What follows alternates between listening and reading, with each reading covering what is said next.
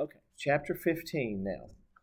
All right, chapter 14, those items are already posted on Canvas for you guys to look at.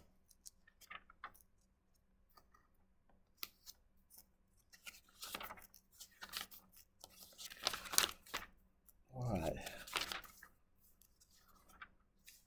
Chapter 15 on Reconstruction. All right. This Reconstruction chapter is so very, very important and critical for knowing things for the rest of the year. All right. Because basically, as they begin to set up this segregated world by the end of the 1870s, that's the world we're going to have till the 1950s in America. All right. So you want to know about the Lincoln's approach to Reconstruction, the 10% plan. You'll want to know Congress's version of that, the Wade Davis bill. You want to know that Congress is reacting to the black codes in the South, which limit the rights of former slaves. You want to know that Andrew Johnson is going against the radicals in Congress. He opposes the Freedmen's Bureau, the Civil Rights Act of 1866. He does support the 14th Amendment, which makes African Americans citizens. Then you have the impeachment of Andrew Johnson. Andrew Johnson vetoes a lot of legislation passed by Congress, and they override his presidential veto. But Andrew Johnson is not impeached. He's not removed from office. He is impeached, but he's not removed from office.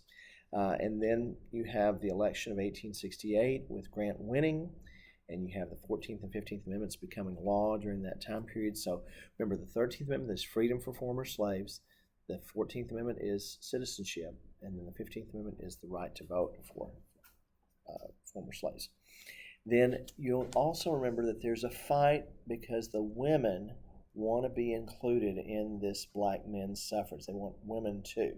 And the women, like Elizabeth Cady Stanton, they're angry because they know that 3/4 or more of the slaves in the South can't read or write. Those men can't read or write.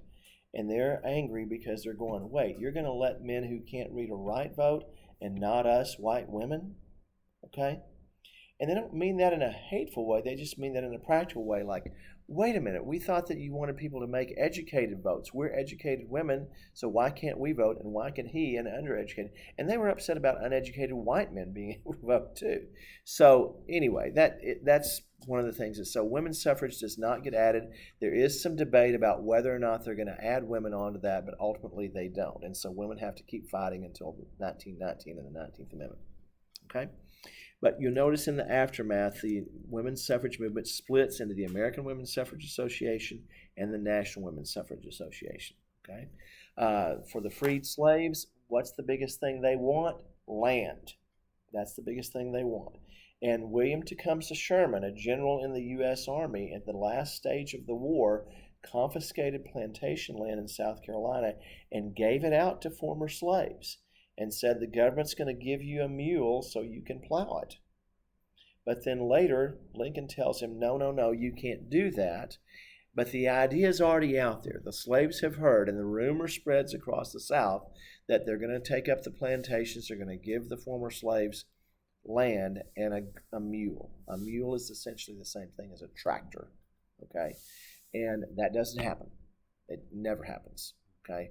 In fact, a lot of that land is taken away, but that was one of the things that comes up during that time period. All right. What also develops in the South is because white Southerners are now poor after the war because Confederate money has no value anymore.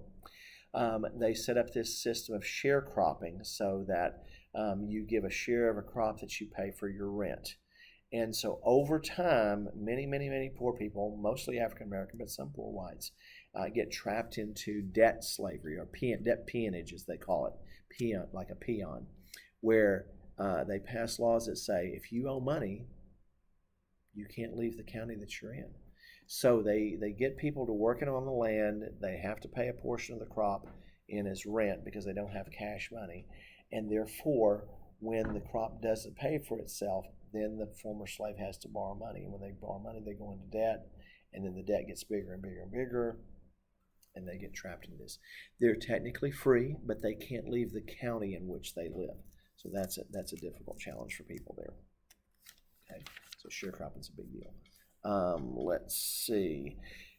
The Republican governments in the South were hated by white Southerners. They were popular with African Americans and popular with popular with Southerners, poor whites who are in favor of Reconstruction. You have the Union League formed in trying to get the radical Republicans in power. Then you have ex-Confederates, and they view the Union League and the Freedmen's Bureau and you need to know what the Freedmen's Bureau is. And the Republican Party is illegitimate forces in Southern affairs. So there are scallywags in the South. Those are white Southerners who are supporting Reconstruction. And then there are carpetbaggers. Those are Northerners who come down south, and they bring money, and they buy plantations and farms, and they pay wages to the former slaves. All right, there are some African Americans who make it into Congress, and more that make it into state legislatures in the southern states after that. Let's see. You also want to know about how they begin to build black communities, because after the war is over, African Americans are free. So what do? Where are they going to go? How are they going to have doctors and lawyers and pastors and preachers and churches and stuff? So a whole culture develops among the black community during that time period. The Civil Rights Act of 1875 required full and equal treatment and accommodations with respect to race. However, the Supreme Court in 1877 narrows the focus of that to say that states get to enforce that. Well, the southern states are not going to enforce that. So it's another right that gets taken away from African Americans. The Reconstruction comes to an end in the 1874, 1875, 1876, 1877 period. Okay. You'll have credit mobilier scandals, laissez-faire economics that happen under Grant. You'll have white Southerners trying to get back in power. They call themselves the Redeemers or the Redemptionists, who wanted to redeem the South and put white Southerners back in power there. During that time period, the KKK develops to terrorize free blacks and white Republicans. Okay, the slaughterhouse cases begin to limit the power of the 14th Amendment on citizenship. And the U.S. versus Cruikshank case in 1876 argued the Fourth Amendment offered only a few rather trivial federal protections for citizens, not what they originally intended. Then you have the political crisis in 1877, where white Southerners are back in control of all the southern states except for three. They're not in control of South Carolina, Florida, or Louisiana. So what happens is that there's two sets of election returns. One is fake and one is real, but one of them gives all three of those states to the Democrats, one gives all three of those states to the Republicans. The Republican Party, who's in charge of elections, accepts the Republican votes and not the Democratic votes. So Hayes wins the election, but he agrees to do this on the agreement on the promise that he'll take out Union troops from the South. Okay, so that's basically what happens there. All right, any other questions about this particular time? I know I went through 15 pretty quickly, but I tried to hit the highlights on that. Okay, any other questions? Okay, I'm going to put a stop to this, and I'm going to send